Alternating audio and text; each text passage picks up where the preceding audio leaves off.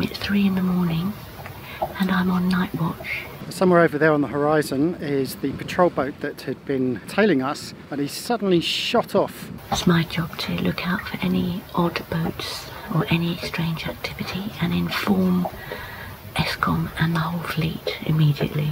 And he's heading in the direction of the Philippine Islands over there, and I got the bins out and I noticed there is a small vessel out there, so he's probably gone over to investigate.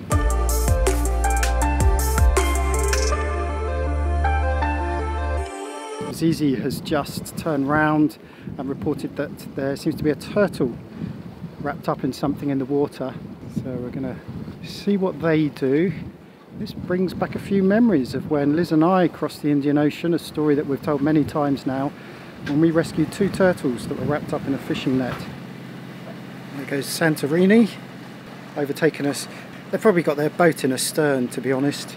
There's a bit of current set against us, so the heavier boats, i.e. Songlines 3 and Esper, have slowed down to about 4.5 knots without touching the throttle. Emergency over. It turns out that they were having a bonk, according to Mark. He said he stopped because it looked like they were struggling. I think we've all been there. As you can see, there's a few overfalls noted on the charts, but we're not seeing that at all. We've just had this current that's set against us slightly. This is the easternmost point of the journey today. We're going to be going back round and heading westwards and following the coast.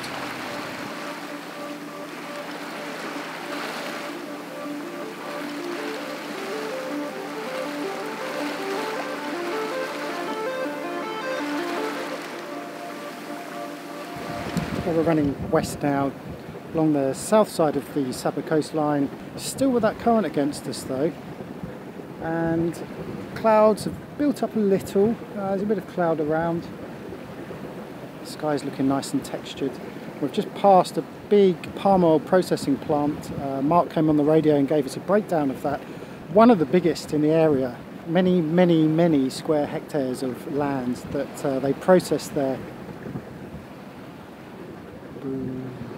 It's quite flat, mountains in the background, but the coastline is quite flat. It's variable. There's trees right up to the edge all the way along, really not very much in the way of villages or habitation. It says on the chart it's pretty much all a wooded area. Then when we get past the wooded area, it then becomes very much a palm oil plantation area. Yeah, we're making good progress, I suppose, especially after our delayed start this morning. We've got another hour and a half to go, I think, and then looking forward to possibly even a little dip in the water. Tonight, Liz and I take on the shit watch. That's the 1 till 5 watch, I think it is. So, not a very nice time to be doing a watch, but whatever.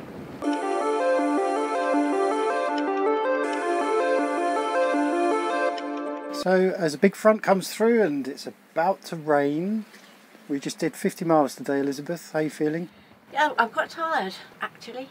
You didn't do anything? Yeah, no, I did. Fucking hell. I baked bread and cooked an enormous meal and fed you, and that's enough food for today and for tomorrow. I had 2 lines out, pulled the second line in, and there's nothing on the end of it.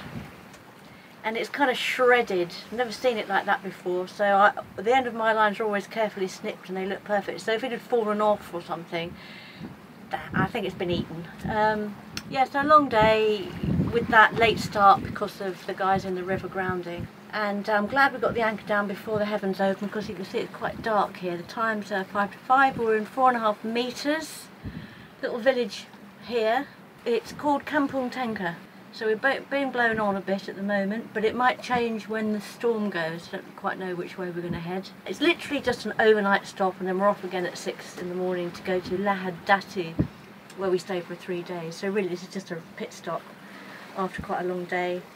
We have to, as you know, we're not allowed to do any night sailings. We have to get to places before night falls. We have to push it a bit. Still quite a dangerous area, a bit close to the Philippines. Basically from here on in we're going to be on watch until we get to Tawau. So it's our turn for the shit watch, as it's now known within the fraternity of, and whatever the sisterhood of boating, because the ship watch is from 1 till morning. So the first watch is 9 till 1, which you can just about handle, and we're on from 1 o'clock onwards. So watch means having to keep an eye on all the way around. If there's any odd looking boats, any strange activity, we have to call Eskom and wake everybody up.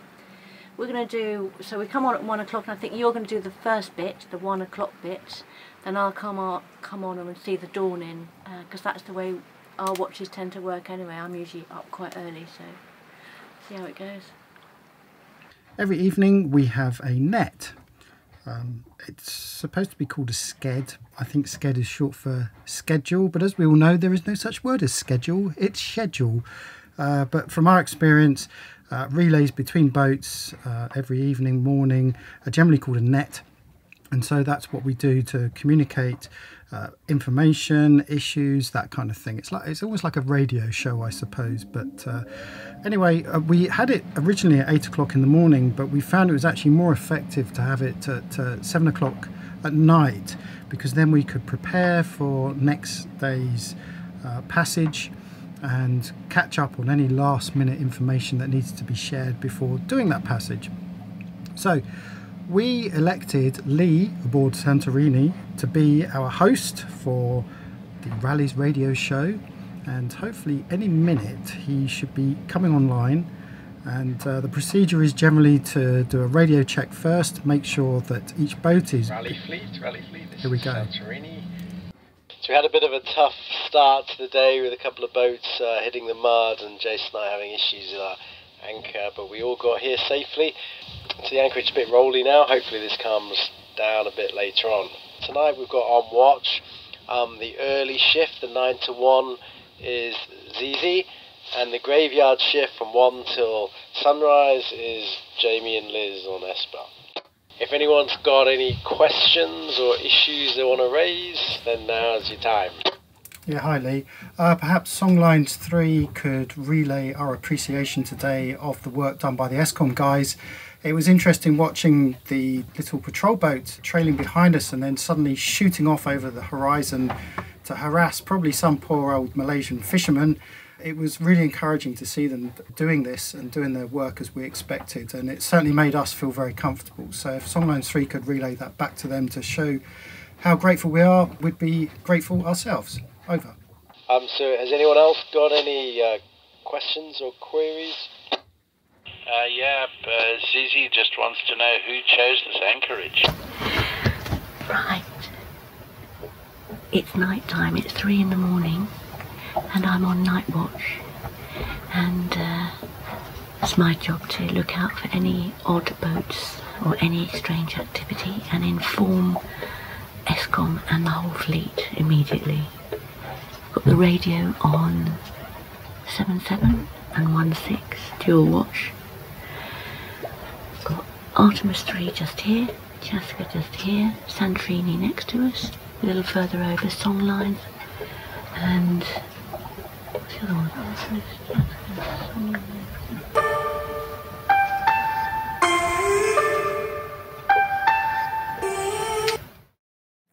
Morning. It's just gone 6.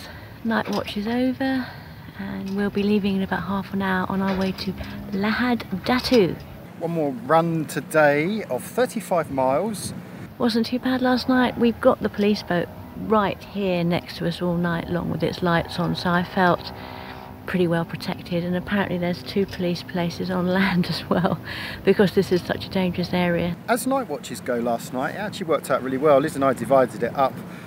So it's only 4 hours, because Zizi did the 9 till 1 and then we did the 1 till, it's supposed to be 5, but yeah, whatever. Didn't see any odd things at all. Everybody was very quiet. The water had calmed right down, although we're bobbing up and down a little bit. It's nothing like it was when we got here first of all. Sea state calmed down. It was really quite bouncy when we first dropped hook, and that was because of the front that came through. The only thing I did see, which of course I couldn't catch on camera, was the most spectacular shooting star at about 3:30, 4 o'clock this morning. It shot across the horizon with a great kind of flames coming out as it deteriorated over the horizon. I mean, it's like a huge firework. Completely silent. no one to enjoy it with, but it's imprinted up here in my head. We're going to be settled at anchor for a few days, which gives us an opportunity to provision, refuel, and Liz and I are going on a trip with Songlines tomorrow to the Mud Volcano. I know nothing about it, I just thought it sounded like fun. Okay, I've got the coffee on, getting the old boy up. He was on duty between 1 and 3, which is a horrible time, I think. Not bad considering it's a completely exposed anchorage, there is no protection at all. But it is what it is and all that. It was either that or do this whole run in one go, which we just said to Escom, you know, the boats aren't capable of doing 80 miles in a day. Bearing in mind, as Liz has said previously, we have to do it within daylight. So essentially we can't leave before 6 o'clock in the morning and we have to be there by 6 at night. Esper is not capable of doing 85 miles in 12 hours, sadly. Well, unless she's sailing bloody fast. And we'll be going in about half an hour. Gonna have to get that anchor up.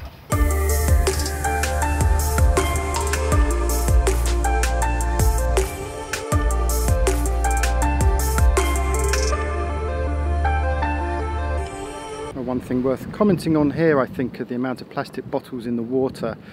And the reason why I mention this is that when we were at anchor last night, just before sundown, Lee on Santorini had pointed out the amount of bottles washed up on the beach. So we got the bins out, and sure enough, the entire beach, from as far as we could see, was covered in washed up plastic bottles.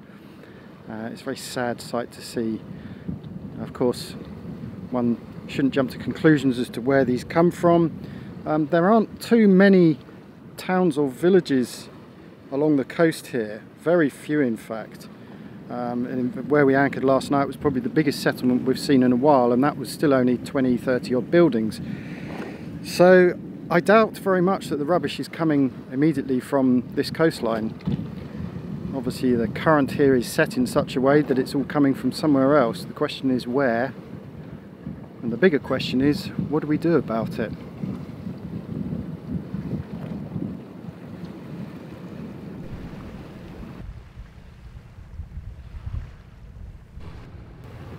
So this is the entrance to Lahad Datu, which is our next home for the next 3 days. This is going to be the first time we've seen proper civilization for quite some while, not including the odd little village that we've stumbled across. And over on our port side we can see lots and lots of islands. I suspect 1 or 2 of those are going to be the ones we'll be visiting when we go to the marine park. And then behind us is a huge system. You can't really see it here, but I just checked the weather radar and there's a big front coming through from the northeast, and it spans the entire breadth of Sabah from the easternmost point up to the northernmost point. So how many miles is that? It's a lot of miles. I think we might catch the tail end of it, and I'm also hoping that we'll be safely at anchor in a well protected little bay. This is the lovely sheltered bay of Lahad Datu. We're going to be here for 3 nights. One outing arranged tomorrow up into the hills. Yeah, nice and flat, and should give us a good protection for potentially some weather that's coming in. Jamie's been checking out on various weather systems. We've got a bit of weather building from the Philippines. We might get the wind, but we won't hopefully get any kind of swell. Very industrial, and in this kind of grey light it does look quite commercial, I suppose. But we're told that there are some good places ashore. We can do some more provisioning, we can refuel, and I'm sure there'll be a bar or a restaurant or something where those of us who want to can have a beer.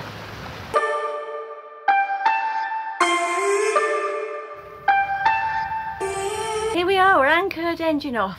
Lahad Datu all around us, and as we came in I did mention that it looked quite industrial, quite commercial, but on the other hand there's just jungle all the way around, sort of in between the buildings and right up to the edge. I think it's a really nice anchorage. We've got quite shallow here. What did we end up anchoring on? 6 meters. 6 meters, we're on 6 meters, it's mud. So we should stick like glue, let's hope. Put a nice long snubber down. Got some lovely mountains over there. The Danum Valley's over, it's just got everything over here. It's really raw. So looks like a nice little town, pretty mosque.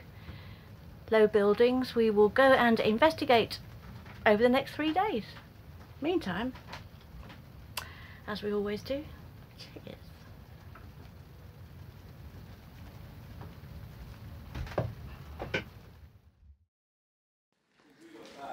It's our second day at Lahad Datu. Third day. Sorry. Sometimes it's very easy to lose track of time. I've actually forgotten how many weeks we've been doing this already. I don't know if it's 10 days, 2 weeks or what. Anyway, yesterday we had a free and easy day, which basically meant doing a little bit of provisioning, beer basically. And this morning we're going to go off and do some provisioning because it's the last morning we're here before we go off around the corner, only 15 miles away, for a little beach party. But before we do all of that, we have to have a roti canai. And Jason and Lee found a very good place, which is literally just up the road from the dinghy jetty. And we had one yesterday and it is rather splendid. So we're going to repeat it this morning because it's good energy for going out into the tropical heat and doing really exciting things like buying vegetables. Hi! Hello! The roti canai is a classic Malaysian bread dish. I would show you more, but I ate it too quickly. Wandering through these small towns to provision is a great way to soak up the atmosphere. Covered markets and street vendors are common sights across Malaysia. What are we looking for, Liz? I don't know, I'm just seeing what they've got. If I like the look of it and the smell, I'll buy some. So I've got curry leaves and this celery local parsley. I'm going to get those. And I want lemongrass, but I don't want that much. I want the... Most of the time I'm busy filming these experiences, but with time on our hands it gave me a chance to play with my stills camera and an old vintage lens to do a bit of street photography.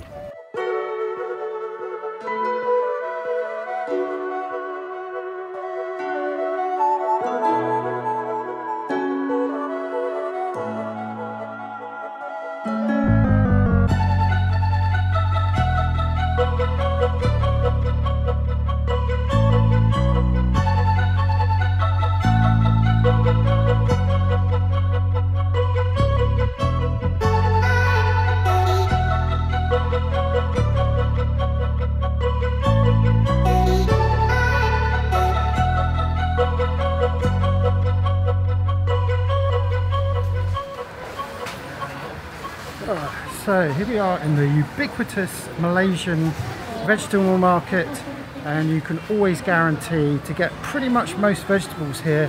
I mean, you can even get things like Brussels sprouts, believe it or not, if that's your thing, and it is our thing. Lots of root vegetables, all beautifully laid out and all very, very fresh. Lots of friendly vendors saying hello. All right, how's it going? Good. It's pretty claustrophobic actually. If you don't like tight spaces, don't come into one of these markets. But if you love fresh fruit and veg, you can't beat some of these places. They're just a sight to behold, and they make me feel a little bit hungry as well. However, I've had enough. Huh? What? No! Video! Sometimes these people think that I'm pointing the camera the other way. They don't realise I'm actually talking to camera. It confuses them somewhat. But most people love having their photo taken.